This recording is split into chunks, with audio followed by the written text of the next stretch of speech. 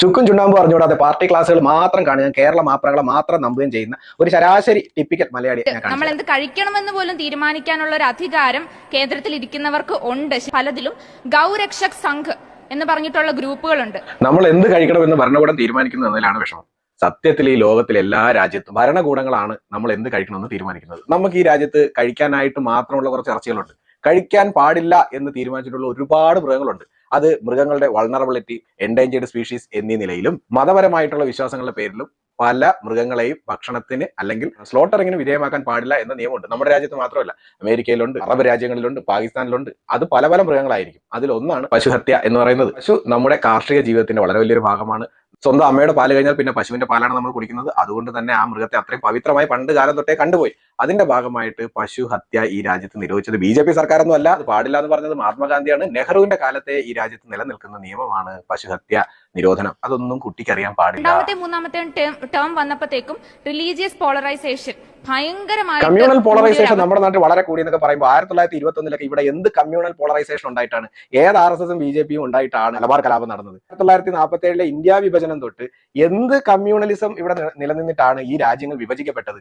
അപ്പോൾ പെട്ടെന്ന് ഒരു ദിവസം നിങ്ങൾക്ക് രാജ്യത്ത് അങ്ങ് കമ്മ്യൂണൽ പോളറൈസേഷൻ ഉണ്ടായി എന്നൊക്കെ ചിന്തിക്കുന്നത് ഒരു ടിപ്പിക്കൽ മരത്തലയാണ്. 10-18 വയസ്സെങ്കിലും ആയില്ലേ, പഴയ കാര്യങ്ങളൊക്കെ ഒന്നെടുത്ത് വായിച്ചു നോക്കാവുന്നത്. എത്ര ബയസ്ഡ് ആയിട്ടുള്ള മൂവീസ് ആണ് ഈ കേരള സ്റ്റോറി ഒക്കെ.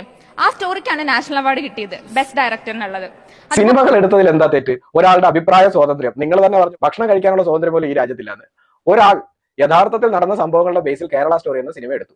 കേരള സ്റ്റോറിയിലെ ബന്ധപ്പെട്ടിട്ടുള്ള കഥാപാത്രങ്ങളെ അനുസ്മരിപ്പിക്കുന്ന ആളുകൾ ഇന്നും രാജ്യത്ത് ജീവിച്ചിരിക്കുന്നു. നമ്മുടെ നാട്ടിൽ ഈ അടുത്തല്ലേ ഒരു കുട്ടി ആത്മഹത്യ ചെയ്തത് തന്നെ ലവ് ജിഹാദിന് ഇരയാക്കിയെന്ന് പറഞ്ഞിട്ട്, അതും കുട്ടി കണ്ടിട്ടില്ല. എമ്പുരാൻ എന്ന സിനിമയിൽ 17 സീൻ കട്ട് ചെയ്ത് മാറ്റാനെന്ന് ഇവിടെ ആരും പറഞ്ഞിട്ടൊന്നുമില്ല. എമ്പുരാൻ എന്ന സിനിമയിൽ ഒരു തീവണ്ടി താനേ കത്തുന്നതായിട്ട് കാണിച്ചു. അത് താനേ കത്തിയതല്ല.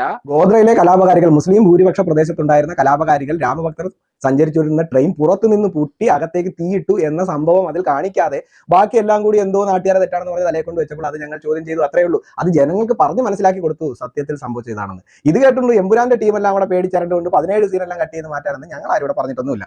ഞങ്ങൾക്കൊരു പ്രശ്നമുള്ളതെന്ന് വെച്ചാൽ ഞങ്ങൾക്ക് കാര്യങ്ങൾ കാണാനും പഠിക്കാനും അനലൈസ് ചെയ്യാനും അതിലൊരു കൺക്ലൂഷനിൽ എത്താനുള്ള കഴിവുണ്ട്. അത് മനുഷ്യന് പണ്ടേ ഉള്ളതാണ്. 1921 ഇവിടെ കമ്മ്യൂണൽ പോളറൈസേഷൻ നിലനിന്നിരുന്നത് കൊണ്ടാണോ വർഗീയ കലാപം ഉണ്ടായത്? 1947 ഈ രാജ്യം വിഭജിക്കപ്പെട്ടത് ഇവിടെ എന്ത് കമ്മ്യൂണൽ പോളറൈസേഷൻ ഉണ്ടായത് കൊണ്ടാണ് എന്ന് നിങ്ങൾ ചിന്തിക്കേണ്ടിയിരിക്കുന്നു. അതുപോലെ തന്നെ ഇറങ്ങുന്ന സിനിമകളിൽ വാസ്തവമുണ്ടോ? ഇന്നും ലവ് ജിഹാദിന് ഇരയായ പെൺകുട്ടികൾ അഫ്ഗാനിസ്ഥാനിൽ ജയിലിൽ കഴിയുന്നുണ്ട്. കേരളത്തിൽ നിന്നും പെൺകുട്ടികൾ ലവ് ജിഹാദിന് ഇരയായി അല്ലെങ്കിൽ പ്രണയം നടിച്ച് മതം മാറ്റി അവരെ സിറിയയിലും ലെബനനിലും അഫ്ഗാനിസ്ഥാനിലും കൊണ്ടുപോയിട്ട് ISIS തീവ്രവാദികൾക്ക് കാഴ്ച വെച്ചിട്ടുണ്ട്. അവരെല്ലാം തീവ്രവാദികളായി മാറിയിട്ടുണ്ട്. അവർക്കെല്ലാം തീവ്രവാദികളായി ഭർത്താക്കന്മാരുണ്ടായിട്ടുണ്ട്. ഞങ്ങൾക്ക് ഇതെല്ലാം കാണാൻ കഴിയും. നിങ്ങളെപ്പോലെ 4 പേര് ചുറ്റും കൂടി എന്തെങ്കിലും പറയുമ്പോൾ അതാണ് സത്യം എന്ന് പറഞ്ഞ് കണ്ണടച്ചിരുന്ന ഒരു കാലഘട്ടം ഞങ്ങൾക്കുണ്ടായിരുന്നു. ഞങ്ങൾ ഇപ്പോൾ അതിന് തയ്യാറല്ല. ഞങ്ങൾ ഇതൊക്കെ വിളിച്ച് പറയുകയും ചെയ്യും. ഞങ്ങൾക്ക് ഇവിടെ ആരുടെയും മതേതര പട്ടവും വേണ്ട. ഞങ്ങളെ ആരും മതേതരത്വം പഠിപ്പിക്കാനും വരണ്ട.